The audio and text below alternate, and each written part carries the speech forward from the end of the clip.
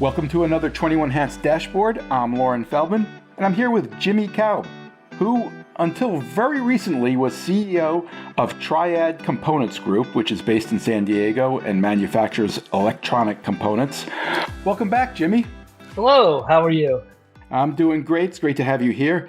Jimmy, you've been on this podcast before, mostly to talk about ESOPs and other succession-related topics. So with that in mind, I guess I shouldn't be surprised that one day very recently you simply announced that you've retired. But I was surprised. It happened a little quicker than I expected. You're still a young man. Why now? Well, first of all, it's not that I retired 5 months early. It's not as though I retired years early. The plan was always to retire in December. So that wasn't, I shouldn't say that. It wasn't always, it was in the last 18 months that I've decided to retire. So at one time I thought I would, to coin a phrase, I thought I was going to die with the mouse in my cold, dead hands. And I think it was Bo Burlingham who said, my exit plan is a gurney. And as I proceeded to go on, I decided that wasn't a really good exit plan, and it wasn't a really good strategy. And I had some really capable people in place to really take over. And there's a really important distinction here as well, and we'll talk about this, I'm sure, a little bit later. But I heard somebody on the podcast say this not too long ago, but there's a big difference between ownership and leadership. It might have been Jay, I don't recall now. But the point is that I changed the leadership. I'm still the owner of Triad Components Group, or the primary owner. There's an ESOP that owns 12%, and my brother owns 8%. But I still own 80% of the business. And the business is very profitable, and it still, provides me dividends to live on forever and ever and ever if I have someone leading the company. It's not as though, and I'm still chairman of the board, and I'm still the ESOP trustee, and so I still have roles in the company, and I'm still a mentor to the current president. That all makes sense. So what changed for you? Why did you move the timing first to, December and then even sooner? Well, the December seemed to be the right thing. And by the way, December wasn't necessarily a magic number. I started this process approximately 5 years ago. I identified who my successor was going to be, and then he and I created a plan for him to come in and do various roles within the business for him to be ready to take over in this role, and identified him. And here's a guy who's only 32 years old. So he's been here, maybe he's 33 then. So, but the point is, he's a young guy. Got it. And this is the only job he's ever had. I mean, only job he's ever had. He was a Division I athlete, so he played soccer year round. He never had an internship, never had another summer job. He didn't have anything. We hired him right out of school, and this is the only job he's ever had, is with our company. And so he's been able to demonstrate incredible leadership and a propensity to learn quickly and think outside the box. That's all really interesting. I want to come back to that and talk a little bit about how you picked your successor and how you prepared him. I didn't understand the question, did I? Okay, so why that? So I chose that 5 years ago with the understanding that it would probably be sometime at the end of 2025. I am a young person. I do have multiple interests outside of work, and I had been. As I've been building my team around me, I've been taking less and less day-to-day activities and mostly working on strategic objectives and things, and offering up my opinion and doing a lot more mentoring. And like you mentioned, perhaps earlier, about processes, that how do we create processes so I don't necessarily have to be that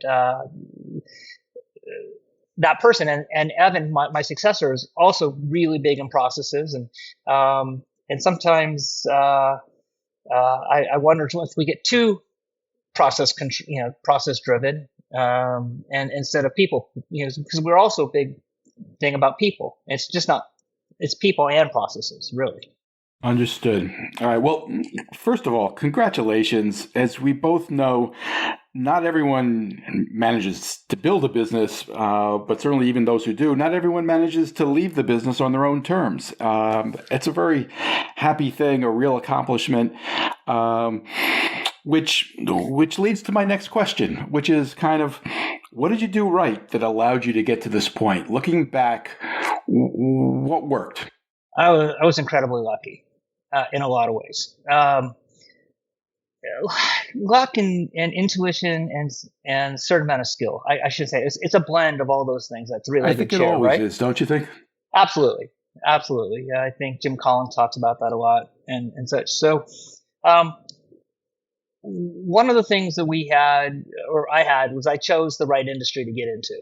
I listened to your podcast with Liz this morning, and she's talking about the bear bins, and about why she loves that, because there's a lot less competitors in that marketplace, and she feels as though, and she's a very small player, and so you can take market share away from the leader.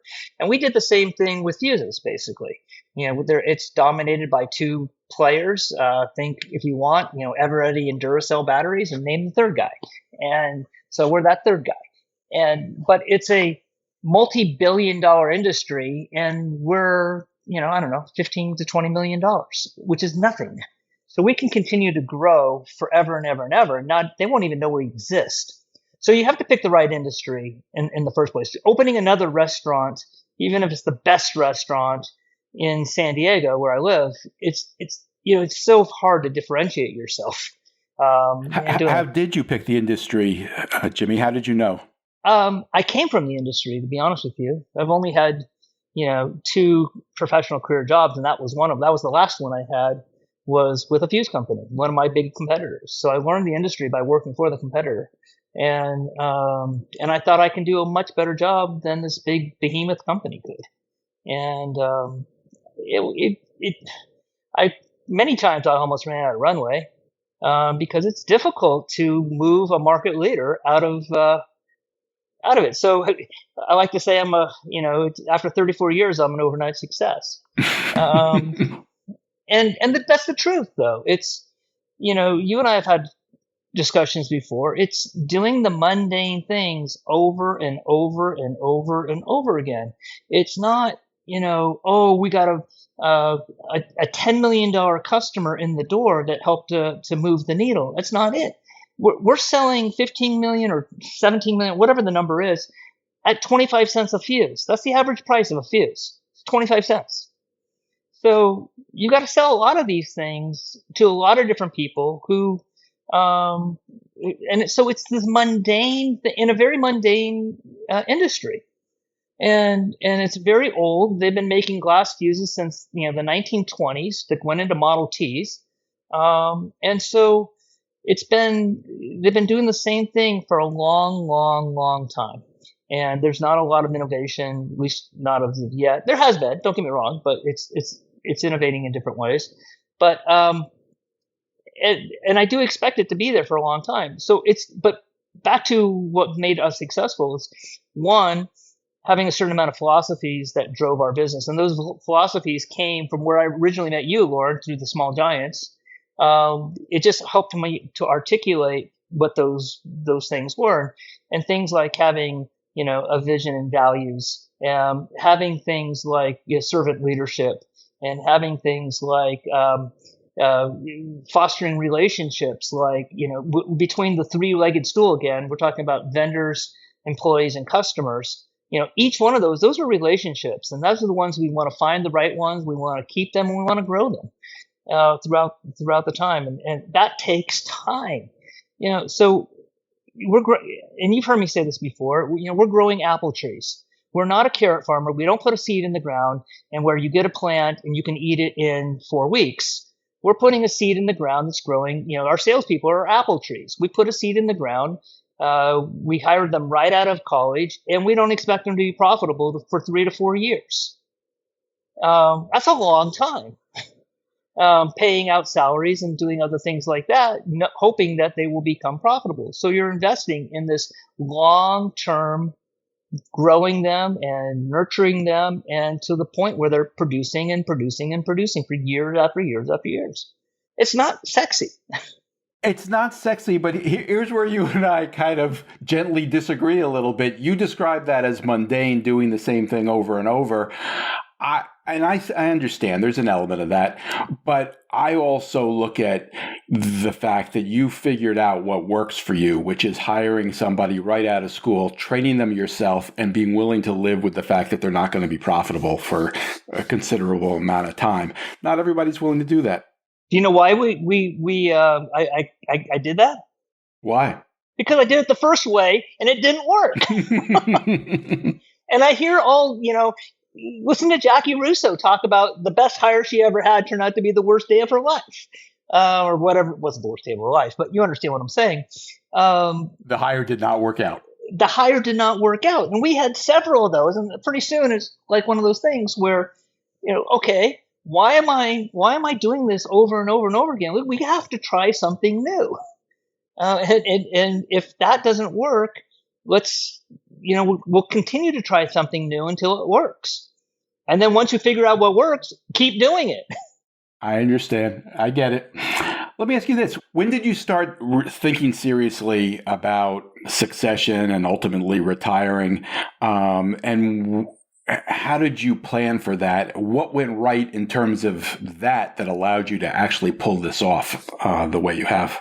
So it probably started 20 years ago.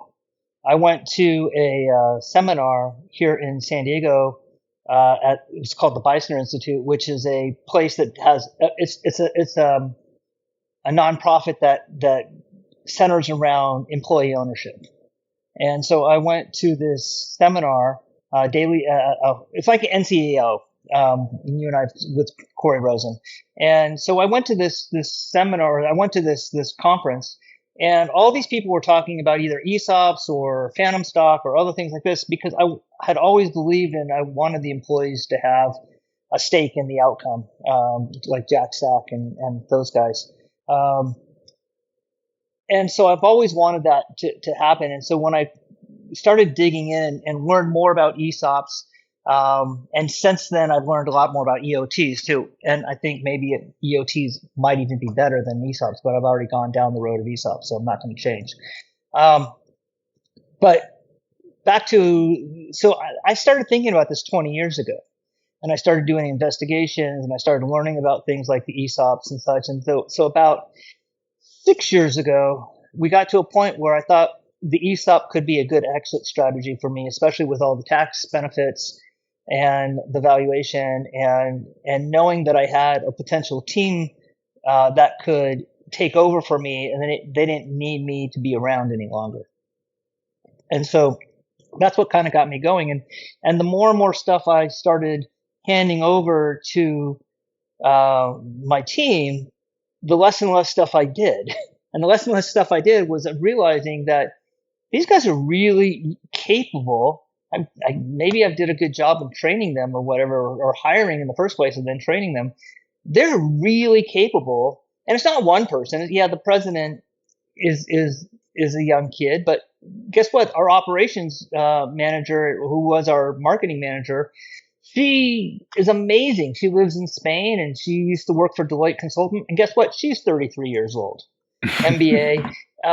And she's amazing. And as far as a process person goes and understanding how marketing works and such. And again, for 3 years, she was a Deloitte consultant and working in that industry.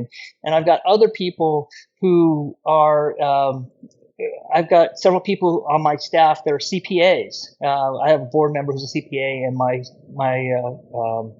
so I understand all of the financing stuff. So I've got great people around the financing side of all this stuff, and accounting side. And so I've just surrounded myself with these amazing people. One of the linchpins I have, and I'm not going to mention it too much, but I mean, he came to me with an ankle tag because he was on work release from prison.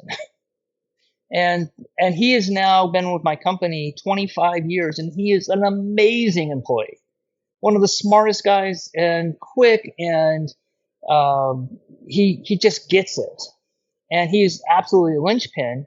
But here's someone who's just hadn't grown up a little bit. Now he's an amazing guy.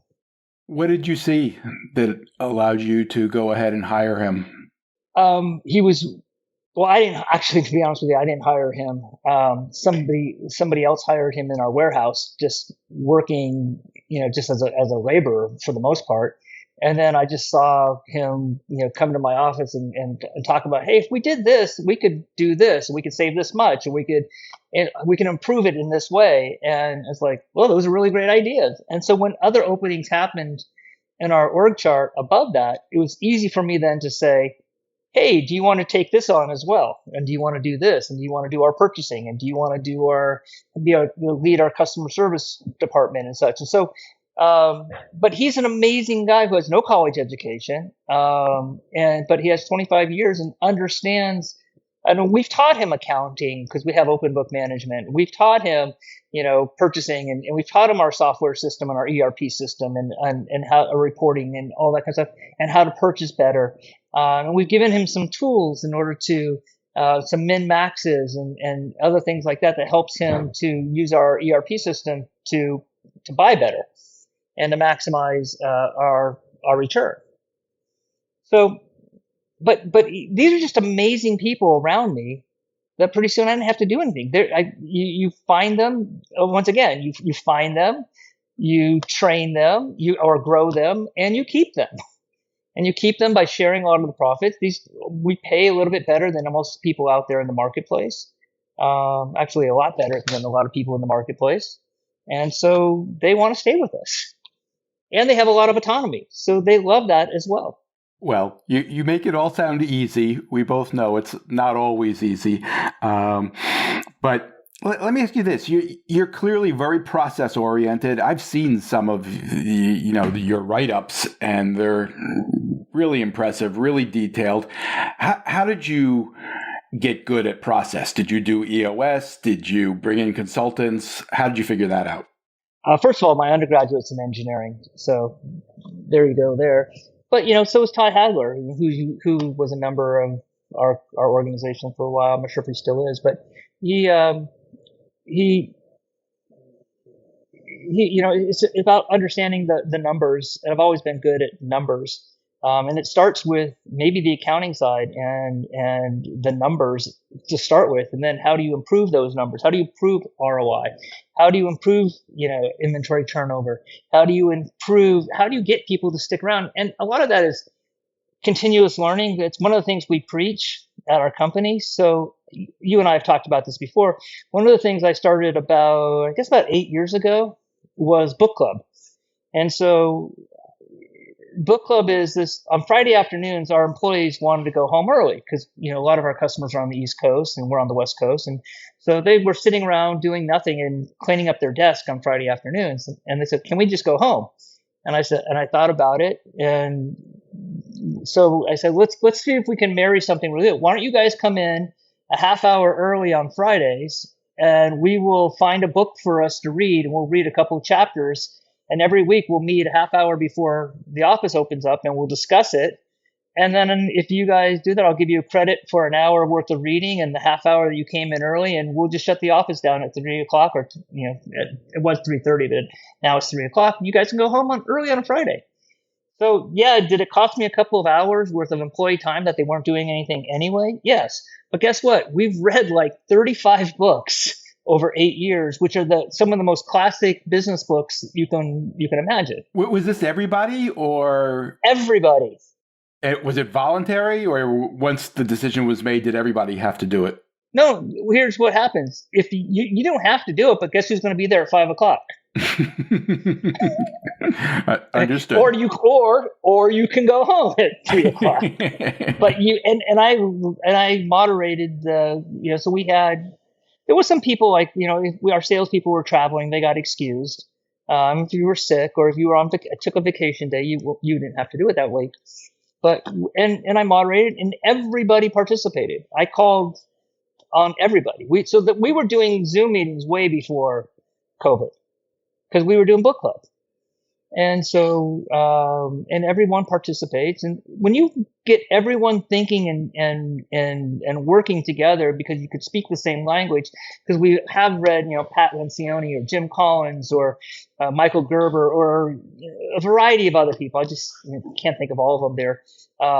But we all have read these books and, how to negotiate, how to sell, how to have better management, how to hire better, how to interview better. And we're all in that same understanding of how this all works. And so we're all rowing together. And it makes for us to, and so it's not, the boss doesn't come in and say like, hey, we're going to do this. And you guys are going to follow me on this. And it's like, they've already done it. They already know what the game plan is. Because we have already talked about it for 10 weeks every Friday morning. So how did you figure out who your successor was going to be? I think you said his name is Evan. How did if it was 5 years ago and he's 32 or whatever now, it's a young guy, how did you pick him out? He wasn't the most successful person out in the field. He came from sales, moved to Chicago. One is he has a temperament to be able to do it. Let things roll off his back because there could be some stresses, in any business, there's stresses that come along. Sure. But if you have the temperament to say, step back and say, all right, how are we going to handle this? How are we going to problem solve? How are we going to make this, tariffs? Oh, in one day tariffs were there. And it's like, all right, how are we going to deal with this? And how are we going to put our heads together and think about this and figure out what we need to do? And he was really good at that stuff. Second of all, he was incredibly well read. And I'm not talking about like, Jim Collins, easy to read, or Pat Lencioni books and things like that. I'm talking about Daniel Kahneman and, can't think of the guy's name. Anyway, the Warren Buffetts of the world and things like that. These are Charlie Mungers of the world. I mean, these are deep books that he has spent a lot of time thinking and learning and such and talking with him. He really kind of understood all that. And I think he also is a people person. I have a gal who's probably better processes in sales, and she's an amazing salesperson, but she's not a good people person in terms of leadership and understanding how processes work and why things happen. She's really good at innate things and pushing herself to the wall and the limits and getting past those things. But she's not necessarily good at motivating other people and or taking the time to explain to other people why this needs to happen. So she doesn't not very good at involving others in what she needs to do. She's more vertically integrated than horizontally integrated. So you identified him, and then obviously you must have had some kind of conversation with him. What was that like? So he was out from Chicago. He was, like I mentioned, he was our Midwest salesperson. So I had him come in. We went out to dinner, and I told him what I was thinking. And I said, is this something that interests you? Would you be interested in doing this? And I said, you think about it for a couple of days before you go back to Chicago. Let me know. And he says, yeah, I'm very interested in talking to you.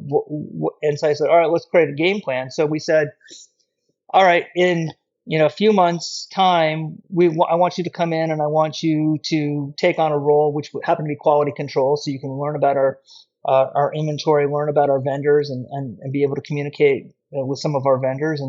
And from there, he then went. We knew our warehouse manager and logistics manager was going to retire.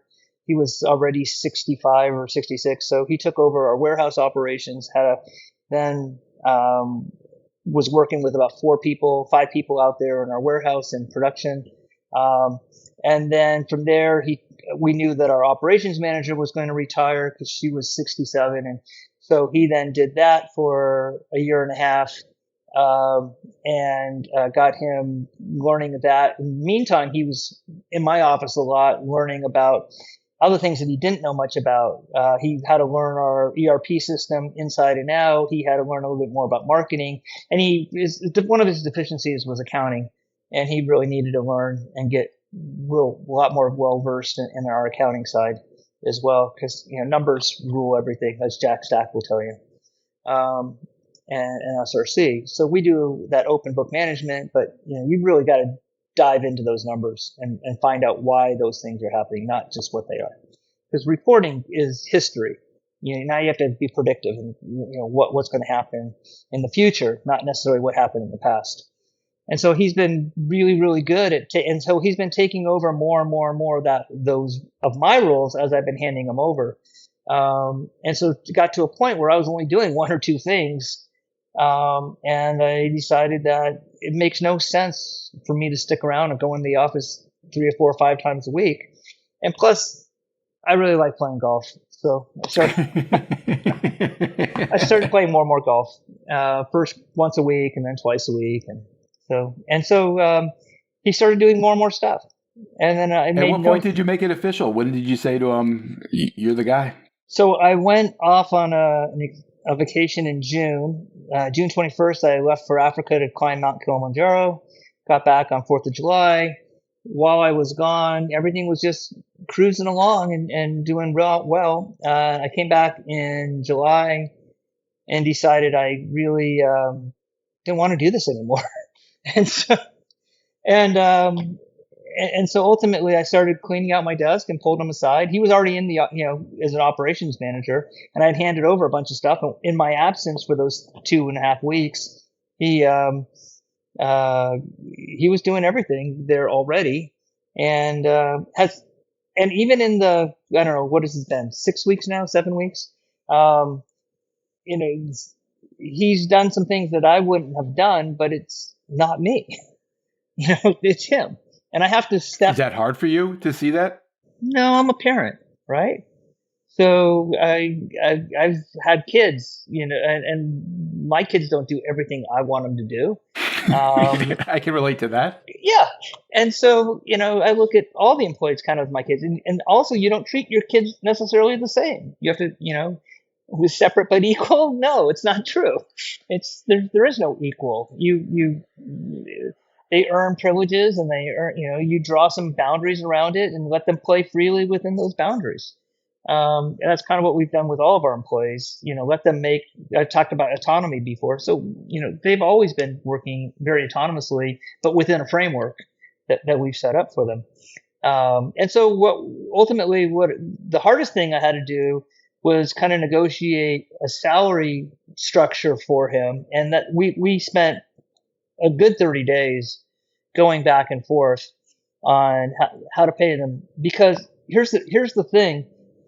For me, as the owner of the company, I don't need to take that much salary. I just need enough to live on, and maybe some going savings and things like that.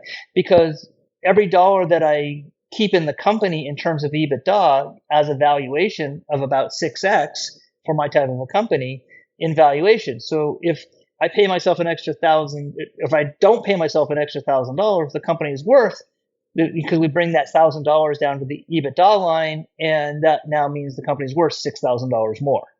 It's really 6x. And so if for me, someone who was looking to sell through an ESOP, I wanted to maximize the EBITDA through there. So I didn't necessarily pay myself everything and suck out every last dollar in salary out of the business. So you're saying you had to pay him more than you were paying yourself? Ultimately, yeah, exactly. But I was trying to be smart enough. In the same way I pay a lot of people, we set up a lot of KPIs and profit sharing and or conditions in which they can make a lot more money, commissions and things like that. And so his base salary was maybe just a hair smaller than mine, but with his ability to make a bonus, which I didn't have myself, he can actually make about 140 to 150% of what I was making, which is fine. Interesting. Because if he does those things, that means the company is worth an extra $1 million or $2 million. So what? I gave him an extra $75 or $80 or $90,000, but the company's worth $1 million. Same thing we do with our salespeople. Our salespeople, including our management and our inside salespeople and our customer service and our awesome, they take about 22% of our gross profit. But guess who gets to keep the 78%? Right.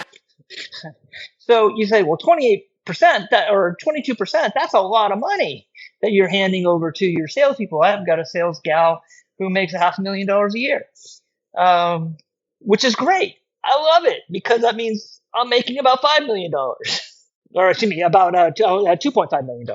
Got it. So I make about, so roughly 80-20. So if you go to a cocktail party and somebody asks you now what you do, what do you say? I say, I'm retired. All right. So I am going to start some other businesses, but just fun businesses, lifestyle businesses. And in fact, just 2 days ago, I was at the lawyer's office and incorporated a new business called Integrated Business Services. And so it's a catch-all for a bunch of little things I'm going to be doing that I think are just going to be a blast to do. Can you give us a hint of what that will be? Okay, so like I said, I like to play golf. Well, here in San Diego, we have one of the best golf courses in the United States called Torrey Pines, the host of 2 U.S. Opens.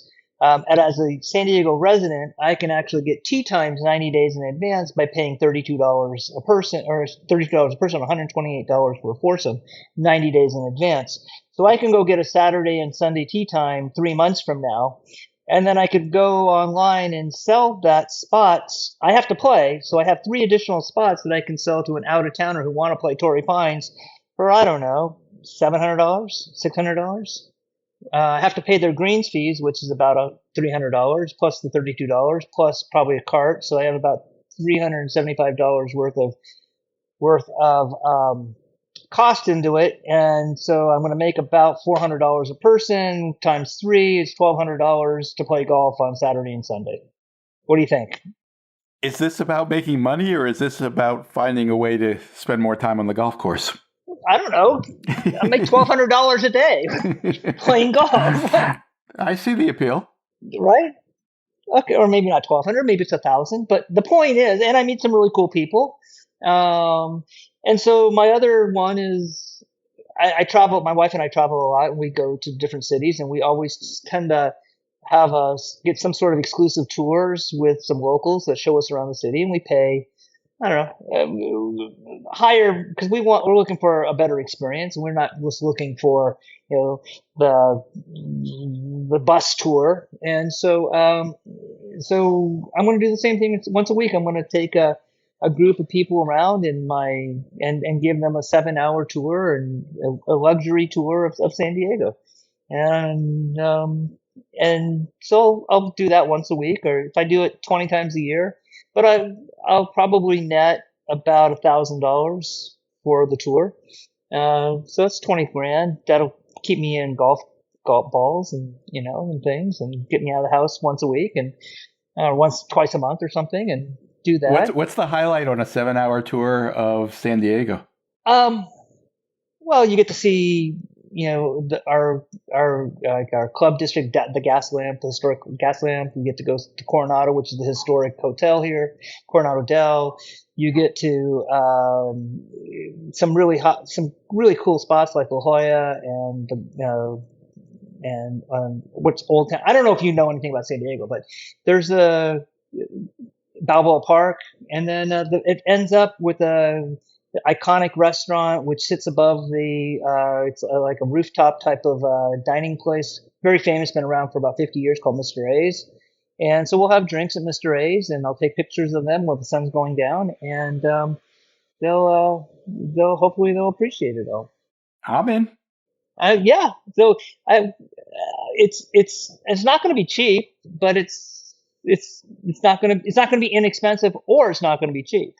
So I'm not cheaping it out on anything. So I'm going to take them to a nice lunch at a nice place right on the water, and so it'll be a luxury tour. And then I also, the last thing, well, actually not that, I have 3 or 4 other things I'm doing. So another thing that I'm going to do is I still supply raw materials to our factories over in the Far East. I don't know, but the biggest zinc factory in the world is in Tennessee, and so I buy zinc from Tennessee, and zinc is used in the manufacturing of fuses. So I then sell these factories zinc that they use in the manufacturing of their products. They sell back to us. And so, one, it helps to keep their costs down low. But two, which is the bigger thing out of them all, is the Zinc company lets me pay with a credit card. So I get about 2 million points a year by buying zinc and selling it to them and paying for it on a credit card. So this is a separate business from the business you're retiring from, you're saying. This is something you've done on the side. This is something I've done for a long time. I see. So there's 3 or 4 or 5 different, and then I also sit on a couple boards that I get paid for, and so I'll have some consulting services there, all that kind of stuff. But I have a corporation now that has all the catch-all umbrella. It sounds like you're going to keep yourself busy. I think that's the important thing. Well, I think that's so that's one thing you didn't ask me about, Lauren, but and that is, if here's the advice to somebody else, is you have to have a landing spot, right? I have all kinds of things I want to do. And truth is that the work was just getting in the way of me doing things I really want to do. It's not like I'm going out and I'm sitting in front. I haven't turned the TV on in 3 or 4 months, so I don't even know why I have a TV.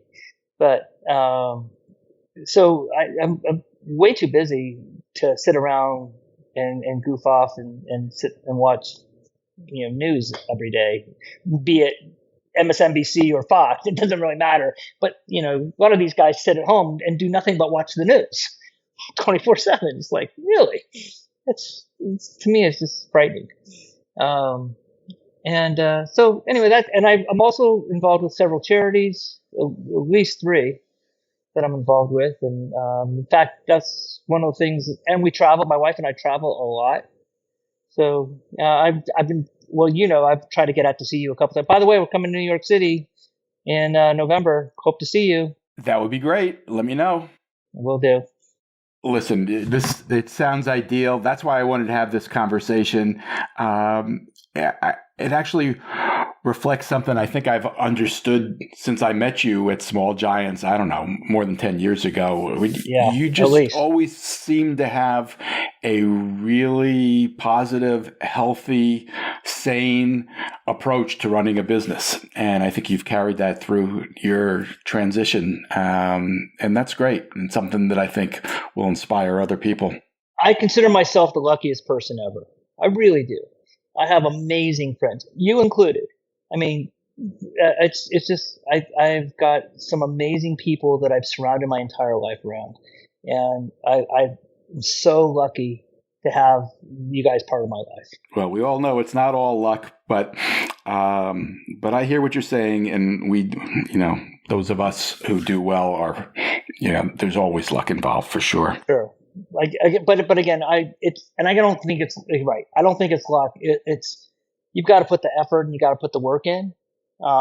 It's keeping contact. It's calling people on their birthday. It's making time for them when they call you. Just don't say, "Hey, you're bothering me," or not take their call, or or whatever it is. But it's all about people still around in your life, whether it's friends and family and relationships that you have.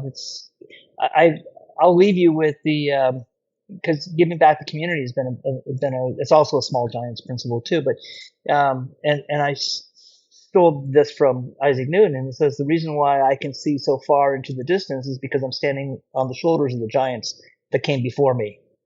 And so I'm where I'm at today, not because of anything I did, was because I'm standing on the shoulders of you and the 21 Hats community and the Small Giants community and my, I really am, because that's the